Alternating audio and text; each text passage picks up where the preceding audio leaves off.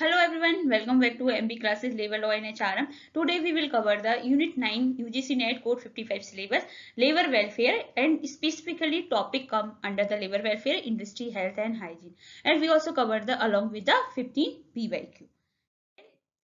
Table of content we will cover the code definition, health versus hygiene क्या difference है, health versus welfare में क्या difference है, क्योंकि बहुत सारे बच्चे फैक्ट्री एक्ट आता है तो कंफ्यूज हो जाते हैं. Then statutory framework, factory act and overseas code 2020 में. देन क्या कैसे हम नंबर गिव के अकॉर्डिंग हम याद कर सकते हैं. उसके बाद हम ILO कन्वेंशन पढ़ेंगे, देन PYQ पढ़ेंगे. अच्छा, इसको स्टार्ट करने से पहले मैं आपको एक बात बताती हूँ कि मुझे बहुत सारे बच्चों के कमेंट आ रहे हैं. ठीक है, पहले तो सबसे पहले थैंक यू सो मच इतना सारा सपोर्ट करने के लिए. देन दूसरा, आपकी क्वेरी आ रही है कि न्यू ट्रेनिंग HRM है, कोड ऑफ डिसिप्लिन है. मैं आपको सारी क्वेरी आपकी सॉल्व कराऊंगी, लेकिन आप थोड़ा सा मुझे टाइम दीजिए, क्योंकि अभी मैं जैसे पहले स्टेबल थी अभी मैं उतना स्टेबल नहीं हो पाई हूँ. ठीक है, तो अभी हमारा प्राइमरी फोकस किस पर रहेगा, सिलेबस को कंप्लीट कराना. सेकंड, अगर आपको नोट्स चाहिए, जैसे बच्चे बार बार क्वेरी कर रहे हैं मैम हमें नोट्स दे दो, PDF दे दो. अगर आपको अभी नोट्स चाहिए तो आप क्या करो, अपना वीडियो प्ले करो, देन अपने नोट्स खुद से बनाओ. मुझे ऐसा लगता है वो ज्यादा बेटर है. जब आप खुद पढ़ोगे लिखोगे तो आपका एग्जाम में बहुत फ्रूटफुल होंगे. देन अगर नोट्स की टाइम है तो हम देखते हैं पहले हमारा टारगेट सिलेबस कंप्लीट कराना, देन हमें PYQ मैराथन चलानी है, उसके बाद हम आपको देखते हैं. ठीक है, तो आप बेफिक्र रहिए, लेकिन ऐसे फोकस रहिए और थोड़ा सा सपोर्ट करिए, वीडियो सब्सक्राइबर करिए. देखो सिर्फ अभी तो इतना सपोर्ट नहीं मिल रहा है मुझे ऑडियंस से, लेकिन अगर मैं आई होप मुझे ऑडियंस से भी सपोर्ट मिले. ठीक है, तो जो भी मेरे लर्नर हैं बस आपको पढ़ना है अच्छे से. ठीक है, आपको JRF क्वालिफाई करना है, आपको अपना एक टारगेट सेट करना है. अब हम चलते हैं टॉपिक की तरफ. सबसे पहले हेल्थ और हाइजीन में आपको डिफरेंस पता होना चाहिए. हेल्थ क्या होती है, इंडस्ट्री हेल्थ क्या होती है, जैसे एक medical and public health discipline. ये क्या होगी हेल्थ, जैसे हम क्या करते हैं कि जो आपका मेंटेन करके रखते हैं. जैसे आप किसी कंपनी में वर्क कर रहे हो तो अब आपका हमारे फोकस किस पर रहेगा, आपको फिजिकली, जैसे हमने बोला लेबर वेलफेयर क्या है, टोटलिटी कंसेप्ट है, तो आपकी फिजिकली, आपकी मेंटल, आपकी सोशल वेलबींग वर्कर जो है वो मेंटेन बने रहे. मतलब जैसे आप कहीं ऑर्गेनाइजेशन में ज्वाइन कर रहे हो तो आपको फिजिकली भी इतना बोर्डम नहीं फील होना चाहिए, आपको मेंटली स्ट्रेस नहीं होना चाहिए, और आपको एकदम एकदम कहते हैं ना अकेला फील नहीं होना चाहिए. तो ये ही हमारी हेल्थ होती है इंडस्ट्री की, जहां पे लोग काम कर रहे हैं उनके बारे में. और ये क्या होती है, रिएक्टिव एंड प्रिवेंटिंग केयर. मतलब अगर कुछ हो जाती है तो फिर उसको रिएक्ट मतलब उसको मेंटेन करके रखती है. मतलब जैसे आपको कोई बोर्डम फील हो गया, ठीक है, आपको कोई मेंटली स्ट्रेस हो रहा है, तो फिर वो इस पे रिएक्ट करती है, उसके बेसिस पे ऐसे स्टेप्स करती है जिससे कि आपको मेंटल स्ट्रेस ना हो. प्रिवेंटिंग केयर मतलब वो पहले से मैनेज करके रखती है कि कोई भी एम्प्लॉय फिजिकली हो, मेंटली हो, सोशली हो, किसी पे कोई भी तरह का उसकी बॉडी पे, उसके दिमाग पर कोई हार्म नहीं पड़ना चाहिए. तो हेल्थ क्या होगी, जो हमारी हेल्थ है, जैसे हम काम कर रहे हैं ना तो उसको हमें एज ए पॉजिटिव करके रखना है कि वो एकदम प्रोडक्टिविटी हमारी हाई रहे. अब come to the industrial hygiene. Industrial hygiene क्या होती है कि चलो ठीक है आपकी हेल्थ तो हमने बता दी. हाइजीन क्या है कि इस तरीके से हम अपने इन्वायरमेंट को क्लीन करके रखें, इन्वायरमेंट फोकसिंग करें इन्वायरमेंट को, कोई हजार्ड्स तो नहीं है, कोई एंटिसिपेटिंग कोई फ्यूचर में कोई दुर्घटना होने वाली तो नहीं है, या कोई इवेल्युएट करें, कंट्रोलिंग करें. मतलब हाइजीन का मतलब है ना पहले से हम सारी इन्वायरमेंट चीजों को देखें. तो हाइजीन क्या है, it's about the controlling environment to prevent the deterioration of worker health. मतलब वर्कर की हेल्थ खराब होने से पहले ही सारे इन्वायरमेंट को कंट्रोल करना, सारे हजार्ड चीजों के बारे में रिकॉग्नाइज करना, ये कहलाती है हाइजीन. जैसे एक एग्जांपल लेते हो, जैसे एक होम होता है, ठीक है, तो अगर वहां के लोग हैं तो वहां के लोगों की हेल्थ कब सही रहेगी, जब वहां पर पूरा हमारा होम एकदम क्लीन रहेगा, एकदम हाइजीन होगा, एकदम इन्वायरमेंट होगा, कोई प्रॉब्लम तो नहीं हो रही इससे. अगर हम बाहर का खाना खाएंगे तो इससे प्रॉब्लम होती है, तो हमें होम कुकिंग फूड करते हैं. तो ऐसी ही एक इंडस्ट्री है, तो हेल्थ को, उसकी हेल्थ खराब ना हो इसलिए हम अपने इन्वायरमेंट को क्या करते हैं, कंट्रोल करते हैं. तो अगर आपको एग्जाम में पूछा जाए तो hygiene is about the controlling environment, prevent the deterioration of worker health. Okay, then come to the difference between health versus welfare. इसमें तो बहुत सारे बच्चे कंफ्यूज रहते हैं, क्योंकि आपको पता जब आपने फैक्ट्री एक्ट पढ़ा होगा तो उसमें एक एक मतलब सेक्टर है, हेल्थ, सेफ्टी, वेलफेयर. तो सबसे पहले हेल्थ पे जाते हैं. हेल्थ चैप्टर 3 की बात करें फैक्ट्री एक्ट में, वो किसके बारे में डिस्कस करती है, focus on biological survival and environmental control. जैसे फॉर एग्जाम्पल वेंटिलेशन, ठीक है, डस्ट, लाइटिंग, स्पिटूल, मतलब हाइजीन, प्रॉपर क्लीनिंग रहनी चाहिए. ये है हेल्थ. जैसे आपने बोला होगा लाइटिंग हो गई, ठीक है, ये हमारी क्या हो गई, हेल्थ हो गई, वेंटिलेशन है, टेम्परेचर प्रॉपर होना चाहिए, डस्ट नहीं होनी चाहिए, क्लीनिंग होनी चाहिए, उसको पेंट करके रखना चाहिए, इतनी साल में पेंट होना चाहिए, इतने बार में वॉश होना चाहिए, ये सारा हेल्थ मतलब उसका पूरा जो कंपनी है वो हमेशा क्लीन एंड क्लीन रहना चाहिए। तो ये किसका फोकस कर रही है कि इंसान एटलीस्ट उसमें सर्वाइव कर सके, ठीक है, और इन्वायरमेंट कंट्रोल पे। Then come to the welfare provision. Welfare provision अगर हम चैप्टर देखो, चैप्टर 3 में हमारा फैक्ट्री एक्ट में हेल्थ था, चैप्टर 4 में हमारा सेफ्टी था, चैप्टर 5 में हमारा फैक्ट्री एक्ट में वेलफेयर प्रोविजन था। वेलफेयर प्रोविजन किस पर फोकस करता है? Focus on comfort amenity. मैंने आपको बताया वेलफेयर क्या होता है, जो हमें मिल रहा है, जो इंडस्ट्री नेसेसिटी है वो मिल रहा है, उससे जब अबव मिलता है हमारे कंफर्ट के लिए तो हम उसे वेलफेयर बोलते हैं। तो अब कोई सुविधा मिल गई हमें, कोई ट्रांसपोर्टेशन फैसिलिटी अच्छी मिल गई, कैंटीन मिल गई, क्रेचेस मिल गए, तो वैसी फैसिलिटी मिल गई, लेट्रिन यूरिनल सेपरेट मिल गया, तो ये क्या है ना। वो अगर आप कंफ्यूज हुए, देखो लेट्रिन यूरिनल तो हमारी नेसेसिटी है, तो हमेशा ये रखना ये किस में आएगा, हमारा हेल्थ में, वो वेलफेयर नहीं है। वेलफेयर क्या होता है, जब आपको अब उसकी जो आपकी जो नीड है, जैसे फॉर एग्जाम्पल एक कंपनी की नीड है, उसको लेट्रिन भी सेपरेट देना है, और उसको क्या करना है, उसको एकदम प्रॉपर आपको हेलमेट भी प्रोवाइड कराना है, ठीक है। तो ये सारी चीजें हमारी किस में आएगी, हेल्थ में, सेफ्टी प्रोविजन से भी, ठीक है। तो अगर ड्रिंकिंग वाटर अगर आया, लेट्रिन आई, तो याद रखना ये हेल्थ प्रोविजन है, ठीक है। और वेलफेयर प्रोविजन में क्या आएगा, वॉशिंग, कैंटीन, क्रच, ये सारी चीजें हमारी किस में आएगी, वेलफेयर प्रोविजन में आएगी। तो आई होप आपको क्लियर हो गया। हेल्थ से याद रखना कि इन्वायरमेंट फोकस्ड है, ठीक है, जो नेसेसिटी है वो आपको देनी पड़ेगी जिससे इंसान सर्वाइव कर। Then come to the modern transition. चलो ठीक है, हमने पढ़ लिया हेल्थ हाइजीन पढ़ ली, हेल्थ वेलफेयर का डिफरेंस पढ़ लिया। अब मॉडर्न डे ट्रांजिशन में क्या चेंजेस आया, जो हेल्थ मैंडेट अब ऐसा नहीं रहा कि सिर्फ हेल्थ, जो हेल्थ इंडस्ट्री हेल्थ है वो सिर्फ ऐसा नहीं रहा कि मैन्युफैक्चरिंग तक रह गई है। अब वो क्या रह गया, अब वो हर जगह एप्लीकेबल हो गई जहाँ पे 10 या उससे ज्यादा वर्कर हैं, ठीक है। ये याद रखना, क्योंकि जो OSS कोड आया 2020 में, वो हर इस्टेब्लिशमेंट में सारी हेल्थ इंडस्ट्री हेल्थ अप्लाई होगी जहाँ पे 10 या 10 से ज्यादा वर्कर हैं, चाहे वो IT सेक्टर हो या सर्विस सेक्टर हो। पहला ट्रांजिशन आया, पहले क्या था, सिर्फ मैन्युफैक्चरिंग पे जहाँ पे वर्कर काम करते हैं, बस उसी के बारे में था। Then come to the age threshold for health checkup. पहले क्या था कि हजारियस जो प्रोसेस थे ना, उनके लिए चेकअप होता था, लेकिन अब क्या है, employ must provide free annual health examination. आपको पता है अब आपको फ्री एनुअल हर ईयर एक बार हेल्थ चेकअप करवाना है, और ये एम्प्लॉय जो एज 45 या उससे अबव है उनके लिए कंपल्सरी है। Then come to the national occupation safety health advisory board. इन्होंने क्या, बहुत सारी कमेटी थी, ठीक है, बहुत सारा चीज थी, मतलब हर चीज के फैक्ट्री एक्ट में जाओ तो सेपरेट था, ठीक है। तो अब उन्होंने क्या किया, जो हेल्थ के लिए थी उन सबको रिप्लेस कर दिया, और वो रिप्लेस किससे किया, national occupation safety health advisory board से, जो कि कौन चेयर बाई है, secretary minister of labour employment. तो अब आपको पता है, जैसे हम हेल्थ कमेटी पढ़ती थी, फिर हेल्थ ऑफिसर होना चाहिए, इन सारी चीजों को अब हेल्थ ऑफिसर तो इसमें भी है, ठीक है, 500 पे। Then working hours overlap. पहले क्या था कि वुमेन जो थी वो सिर्फ काम कर सकती थी 6 AM टू 7 PM, ठीक है। बट अब क्या हुआ कि यस, अब वुमेन काम कर सकती हैं, लेकिन इसमें विमेन का कंसेंट होना चाहिए, मतलब उसका एग्रीमेंट होना चाहिए, और उनको safety and transportation health condition भी प्रोवाइड करेंगे। जैसे अगर कोई नाइट ड्यूटी कर रही है तो उसके लिए ट्रांसपोर्ट फैसिलिटी होनी चाहिए, स्ट्रिक्टली सेफ्टी प्रोवाइड होनी चाहिए, देन वुमेन काम कर सकती है। तो जो वर्क आवर ओवरलैप क्या हो गया, जो विमेन का था, जो एक पर्टिकुलर टाइम पीरियड था, अब उसको हटा दिया गया, अब वुमेन कभी भी कहीं भी काम कर सकती है। ये हमारे लिए modern transition. Then statutory limit, जैसे आपको याद रखना है, ठीक है, क्योंकि एग्जाम में देखो, अगर आपने, मैंने क्या पढ़ा कि हेल्थ में क्या है, ओवर क्राउडिंग हो गया, ये आपका ड्रिंकिंग हो गया, स्पिरिटिंग हो गया, फर्स्ट एड हो गया, ये सारी तो हमारी हेल्थ में ही थी ना। देन यूरिनल हो गया, सफाई हो गई, वॉशिंग हो गई एवरी 5 ईयर में, ये सारी हेल्थ में। तो अब कुछ कुछ लिमिट है जो कि PYQ में या फिर JRF में आगे जब आप NTA का क्वेश्चन देखोगे तो वहां पे ये क्वेश्चन मिलेंगे। सबसे पहले ओवर क्राउडिंग।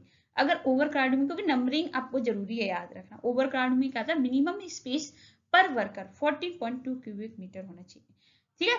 तो अब क्या है, कम से कम 14.2 क्यूबिक मीटर इतना तो होना चाहिए जब दूसरे वर्कर का होना चाहिए। जैसे एक फैक्ट्री है उसमें काम करे तो कम से कम एक इंसान के पास 14.2 क्यूबिक मीटर स्पेस होना चाहिए। लेकिन जो फैक्ट्री पहले फैक्ट्री एक्ट आने से पहले ही स्टार्ट हो गए उनके लिए 9.9 क्यूबिक मीटर, क्योंकि अब आप चेंज तो कर नहीं सकते, ठीक है, पहला।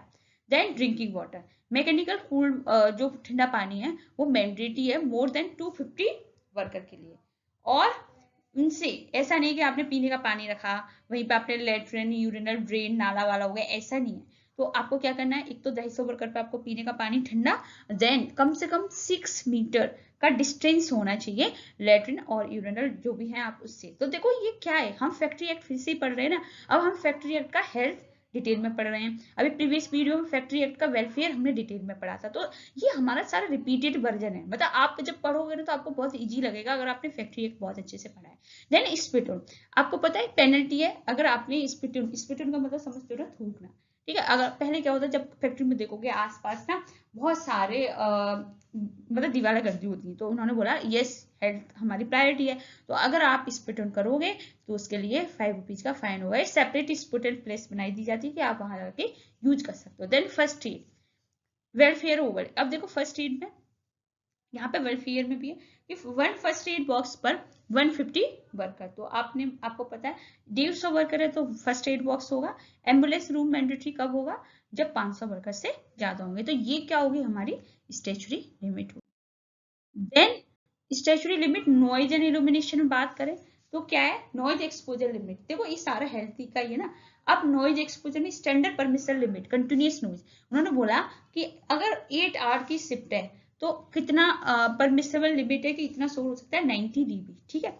और every 3 dB increase cut the permissible exposure time on half, example 93 dB is allowed only 4 hour. मतलब ऐसे अगर मैं बात करके चलूं, अगर आप 8 घंटे काम कर रहे हो, ठीक है, तो आपको कितना मिलेगा, 90 dB मिलेगा 8 आवर्स की शिफ्ट में।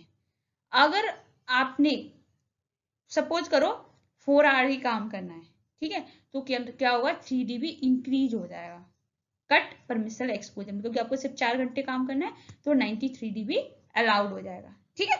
ऐसे अगर 90 dB 8 घंटा कंटिन्यूस में, अगर आप 4 घंटे कर रहे हो तो आपका 93 dB हो जाएगा। तो ये क्या है नॉइज, मतलब कितना हम सुन सकते हैं, क्योंकि आपको पता है बहुत सारे ऐसे वर्कर हैं, अभी हम ऑक्यूपेशनल डिसीज की बात करेंगे जिन्हें बहुत प्रॉब्लम होती है, उनकी सुनने की क्षमता चली जाती है। Then illumination, illumination means light, measure in lux, तो हम इल्यूमिनेशन जैसे डीबी को नॉइज में मेजर करते हैं, ऐसे इल्यूमिनेशन को किस में करते हैं, लक्स में। Glare and deep shadow must be prevented, मतलब ऐसा नहीं कि एकदम अंधेरे में या फिर बहुत ज्यादा डीप शैडो में काम नहीं करना चाहिए, प्रॉपर लाइट होनी चाहिए।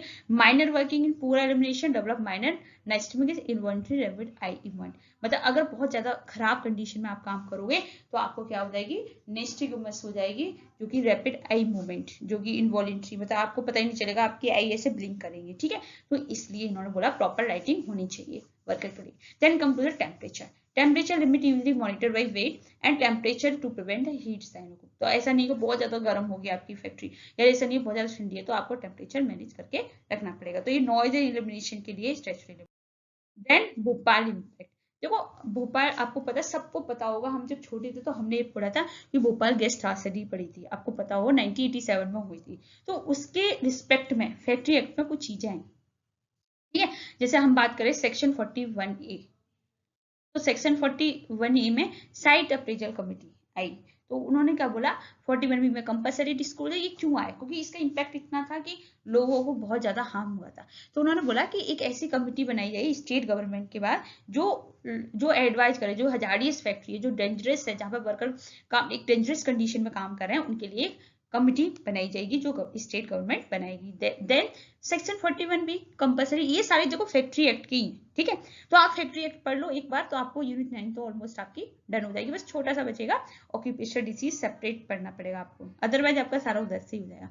सेक्शन 41B में compulsory disclosure, occupier must be disclose, अगर सपोज करो पहली बात तो जो ऑनर है उसको सारी डिटेल और हेल्थ हजार टू द वर्कर, अगर सपोज करो मैं किसी ऐसी कंडीशन में काम करने जा रही हूँ तो जो मेरा ऑनर है उसकी रिस्पॉन्सिबिलिटी है मुझे सारी इंफॉर्मेशन दे, ठीक है, सारी बताए कि यहाँ पे ये एड्रेस है, आपको ऐसे से काम करना है, अगर मैं एग्री हूँ तो मैं काम करूंगी। Then chief inspector and local public, मतलब ऑक्यूपायर को वर्कर को भी बताना है, चीफ इंस्पेक्टर को भी बताना है, वहां की लोकल पब्लिक को भी बताना है। Then section 41C occupier legally mandate, आपको क्या करना है जब आप क्योंकि आपको पता है जब हजारियस प्रोसेस में काम करते हैं तो बहुत टॉक्सिक सब्सटेंस होते हैं, ठीक है, तो आपको क्या करना है उनका एक्यूरेट मेडिकल रिकॉर्ड मेंटेन, मतलब उनका मेडिकल रिकॉर्ड भी करवाते रहना है, ठीक है। Then come to the administrative enforcement. चलो ठीक है, इंडस्ट्री हेल्थ हो गई, हमने स्टैट्यूटरी लिमिट पढ़ ली, इल्यूमिनेशन पढ़ लिया, लाइट पढ़ ली, और कौन कौन सी क्रेचेस पढ़ ली, कैंटीन पढ़ ली, ठीक है।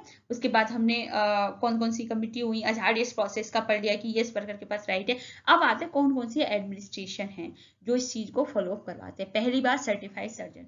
अगर हम फैक्ट्री एक्ट सेक्टर 10 की अकॉर्डिंग बात करें तो appointed strictly by the state government, ये स्टेट गवर्नमेंट अपॉइंट करती है।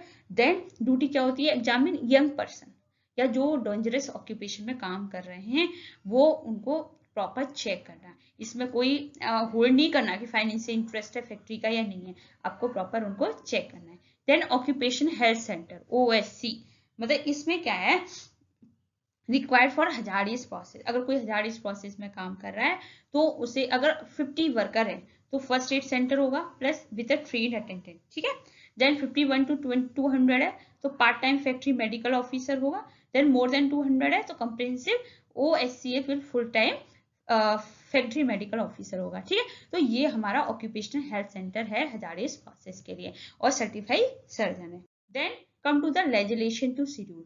अब ये जो आया, अभी मैंने बताया ना, हम जो भी पढ़े वो क्या पढ़े थे, फैक्ट्री एक्ट पढ़ रहे थे, तो वो वहीं से ही ये शेड्यूल में आया। सपोज करो फैक्ट्री एक्ट 1948 की बात करी थी, फर्स्ट शेड्यूल में क्या था, list of industry involving hazardous process, जो कि आपको पता है 29 इंडस्ट्री लिस्टेड है, ठीक है, फर्स्ट शेड्यूल में जहां हजारियस प्रोसेस है।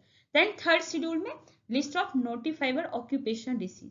अब थर्ड शेड्यूल में क्या है, जो 29 इनसे ये ऑक्यूपेशनल डिसीज हो सकती है, मतलब जैसे आप काम कर रहे हो तो ये डिसीज हो सकती है, जो कि 29 डिसीज लिस्टेड है, ठीक है।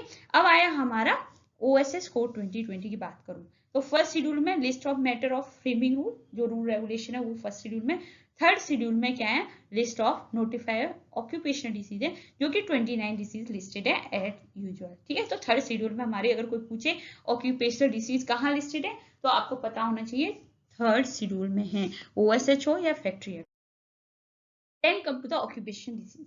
मैं आपको एक बात बता दूं, मैं ऑक्यूपेशन डिसीज ऑलरेडी एक सेपरेट टॉपिक लेके आऊंगी, क्योंकि एकदम अलग है, ये अभी हमने पिछले में पढ़ा नहीं है, तो इससे पहले अभी मुझे एक्सीडेंटल सेफ्टी भी पढ़ाना है, ठीक है। तो अभी हम एज ही पढ़ लेते, जैसे अभी मैं पढ़ूंगी फिर मैं आपको रिपीट कराऊंगी तो आपका क्लियर हो जाएगा, क्योंकि आप फर्स्ट टाइम पढ़ रहे हो, मुझे ऐसा लग रहा है ऑक्यूपेशनल डिसीज। तो न्यूमेरिक पढ़ेंगे, disease, positive agent and industry, ठीक है। तो डिसीज क्या है, जैसे सिलिकोसिस है, ठीक है। सिलिकोसिस किससे होती है, सिलिका डिस्ट से। माइनिंग कर रहे हो या सैंड ब्लास्टिंग कर रहे हो, मतलब कभी कोई खुदाई विदाई कर रहे हो तो उससे क्या होती है, डस्ट से क्या होगी, सिलिकोसिस होगी। बाइसोनेसिस क्या होती है, जब कोई कॉटन इंडस्ट्री में काम कर रहे हो, कोई टेक्सटाइल इंडस्ट्री में काम कर रहे हो तो आपको कौन सी डिसीज हो जाएगी, बाइसोनेसिस, इसे हम मंडे फीवर के नाम से भी जाने जाते हैं, ठीक है। देन एब्स्टोसिस, इसे आप एक स्क्रीनशॉट ले लेना, ठीक है, और इसे मैं फिर से डिटेल में आपको पढ़ाऊंगी। एब्स्टोसिस क्या है, एब्स्टोसिस फाइबर से होती है हमारे, जैसे कि आप कोई कंस्ट्रक्शन का काम कर रहे हो, कोई शिप बिल्डिंग कर रहे हो तो वहां पे ये डिसीज होती है। एंथ्रोकोसिस कॉइल डस्ट से होती है, जब आप कॉइल माइनिंग करते हो तब इसे हम ब्लैक लंग भी बोलते हैं। देन बेगोसिस, ये शुगर केन डस्ट से, जब आप ऐसी शुगर इंडस्ट्री में काम करते हो, पेपर इंडस्ट्री में काम करते हो तो आपको बेक्सिस होती है। डिकोय ऑप्शन, ये होती है हमारी आयरन इंडस्ट्री, ठीक है। तो अब आपको ये कुछ लिमिटेड है जो ऑक्यूपेशनल डिसीज के बारे में पता होना चाहिए। देन अब केमिकल मैटर से कौन सी डिसीज होती है, तो अगर हम बात करें प्लम, जो प्लम विस्प में वो किससे होती है, मैटर से, लीड से।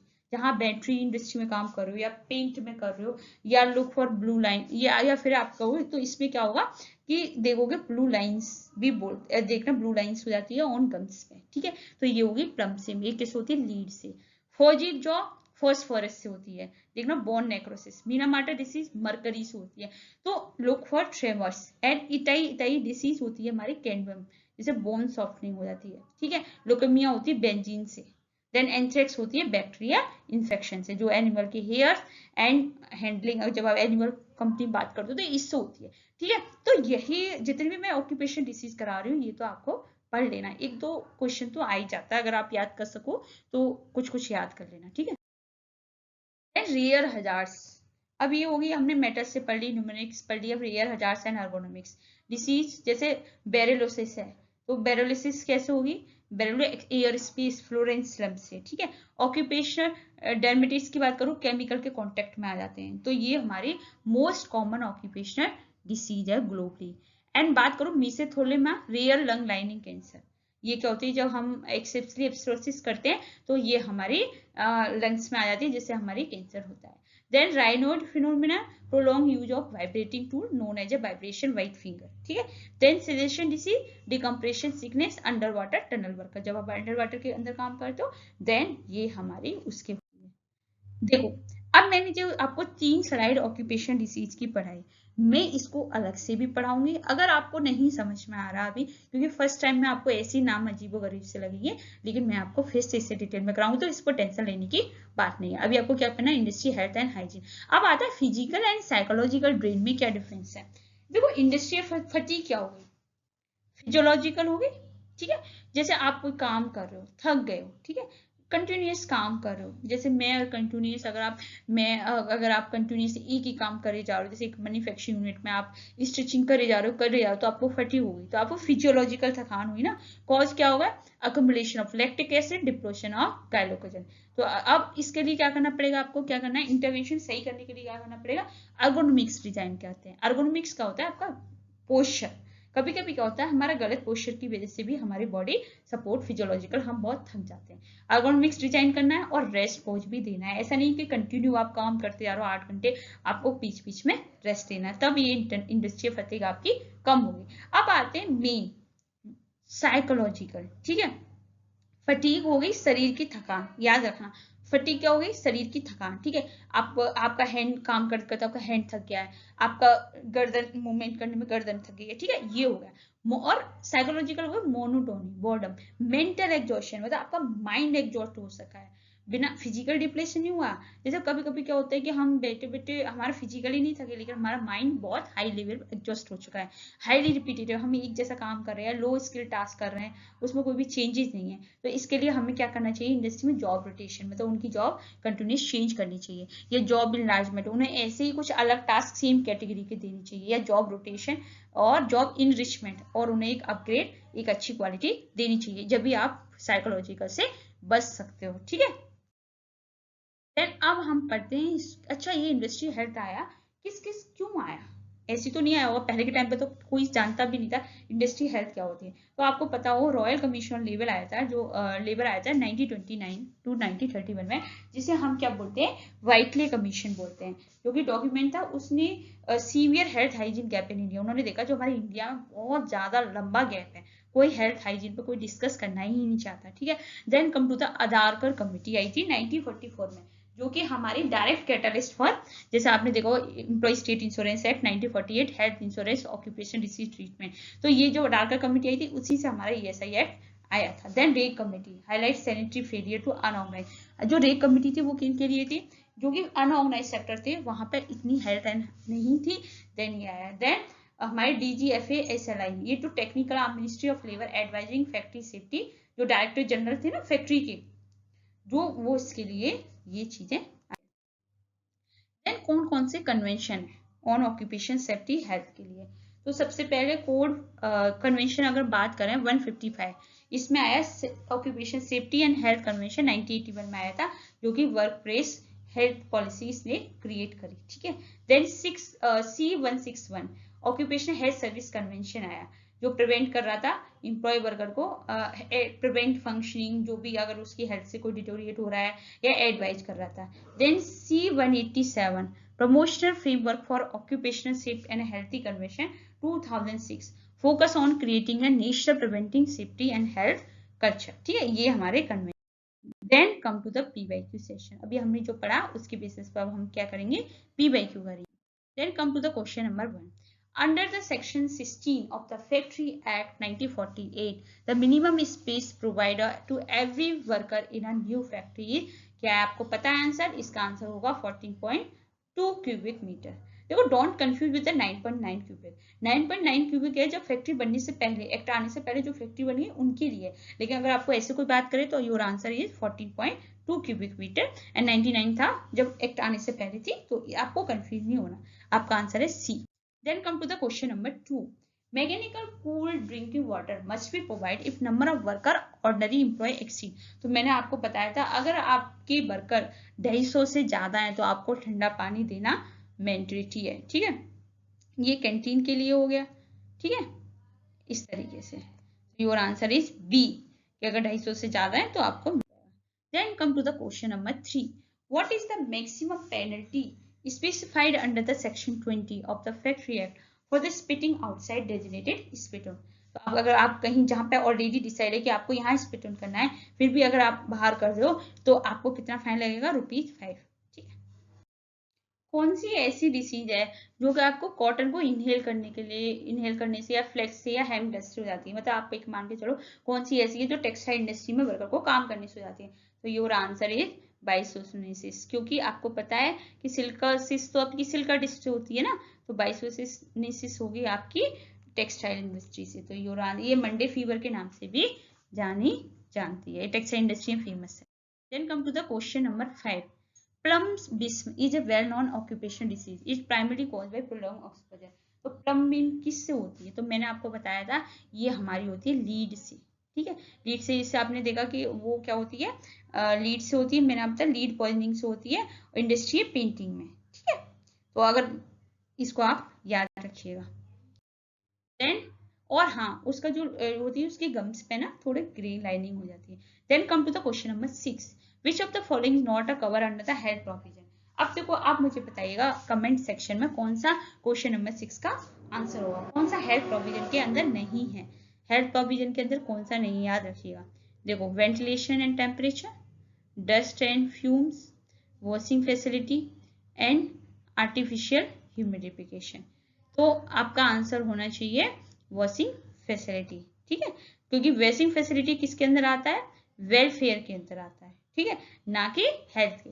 हेल्थ के अंदर क्या आएगा, मैंने आपको बताया ना, हेल्थ के अंदर आएगा जो मेंडेटरी है एक इंडस्ट्री, वेंटिलेशन भी है, डस्ट की साफ सफाई भी है, ह्यूमिडिफिकेशन भी होनी चाहिए। वॉशिंग फैसिलिटी आपके कंफर्ट के लिए आपको ऐसी फैसिलिटी प्रोवाइड करती है। Then come to the question number 7, which committee report highlight the lack of basic hygiene least direct to ESI Act। मैंने आपको बताया जैसे रॉयल कमीशन लेबर था, उसने गैप बताया कि इंडिया में बहुत गैप है। ठीक है, कि कोई भी इंडस्ट्री हेल्थ वगैरह नहीं, हाइजीन नहीं है। रे कमिटी ने बताया कि जो अनऑर्गेनाइज सेक्टर है उसमें है। देन अदारकर कमिटी थी, उसने बताया आपको कि yes, lake of basic hygiene है, जिसी के कारण हमारा ESI एक्ट आया था। तो आपको पता होना चाहिए आधार की कमिटी जो थी उसकी बेसिस पे हमारी हेल्थ इंश्योरेंस आई। Then come to the question number 8, accumulation of lactic acid, depletion of glycogen in the muscles primary lead to। मैंने बताया ये कब होता है। ठीक है, जब होता है जब आपकी बॉडी में इंडस्ट्री फटीग होती है, जब आप फिजिकली थकते हो। ठीक है, तो इंडस्ट्री मोनोटोनिक आपकी साइकोलॉजिकल होगी, जब आप दिमाग से थकते हो, शरीर से नहीं थकते हो। इंडस्ट्री फटीग जो होता है वो होता है जिसमें हमारा क्या होता है, लैक्टिक एसिड अक्यूमुलेट होता है और ग्लाइकोजन हमारा डिप्लेट होता है। तो your answer is industry fatigue. ठीक है, तो योर आंसर इज बी, जो कि हमारा फिजियोलॉजिकल होता है, मोनोटोनिक प्योर साइकोलॉजिकल होता है, जो बोर्डम होता है, जो कि मैंने आपको बता दिया। Then come to the question number 10, under the section 10 of the factory act वो है the exclusive authority appoint certified surgeon. मैंने आपको बताया जो स्टेट गवर्नमेंट है वो उसके पास अथॉरिटी है सर्टिफाइड सर्जन को अपॉइंट करने की। ठीक है, तो then come to the question number 10, Bygosciosis is the occupational disease affecting the lungs. It occurs due to the inhalation to dust form।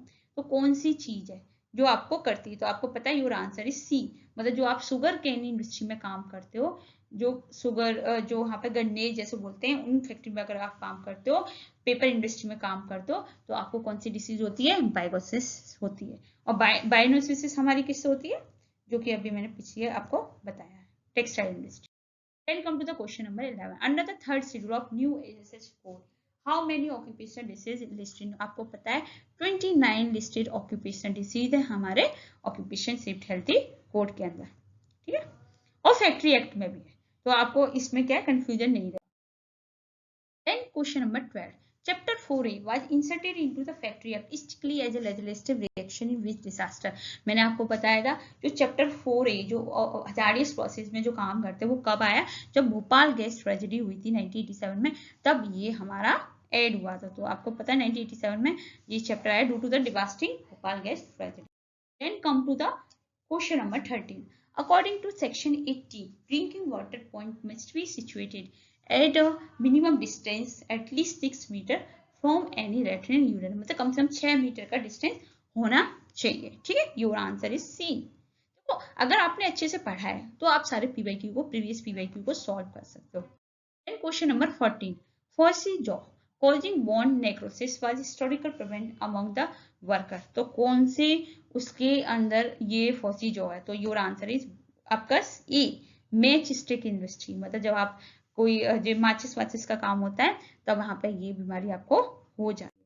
Then come to the question number 15. Which occupation disease is caused by exposure to animal hair and wool and hides? तो आपको पता है anthrax है, क्योंकि anthrax ही हमारी bacterial infection होती है, क्योंकि हम वर्कर इन सब एनिमल प्रोडक्ट्स के कंटामिनेट में आके उन्हें बीमारी हो जाती है। Thank you so much. अब नेक्स्ट जो हमारा यूनिट 9 का जो टॉपिक है वो कौन सा है? Accidental safety. ठीक है, तो हम क्या कर रहे हैं, हम डिटेल में एक एक टॉपिक को लेके आपको कवर करा रहे हैं। ठीक है, अगर आपकी जो भी क्वेरी है आप कमेंट में डाल दीजिए, मुझे जैसे टाइम मिलेगा मैं सारी क्वेरी को आपको सॉल्व करा दूंगी।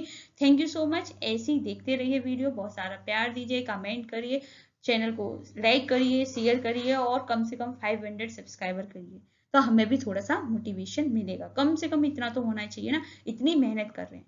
ठीक है, thank you so much. Keep watching, keep sharing.